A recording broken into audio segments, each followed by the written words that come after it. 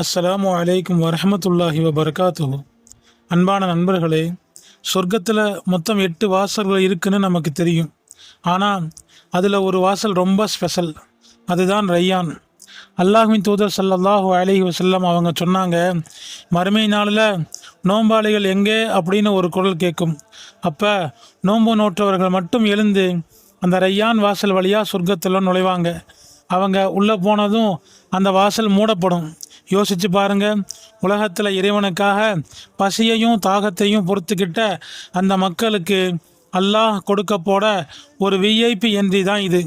நாம் வைக்கிற ஒவ்வொரு நோன்பும் நாளைக்கு சொர்க்கத்தோட அந்த ஸ்பெஷல் வாசலில் நம்மளை நுழைய வைக்கும். அல்லாஹ் நம் அனைவரையும் அந்த ரையான் வாசல் வழியாக நுழையக்கூடிய நோன்பாளிகளாக அல்லாஹாலா வரக்கூடிய ரமலான் மாதத்தை முழுமையாக அடைஞ்சு முழுமையாக நோன்பு நோற்று உடல் ஆரோக்கியத்தோட முழு அமல்களும் செய்யக்கூடிய பாக்கியத்தை நம் அனைவருக்கும் தந்தல் புரிவானாக. ஆமீன்.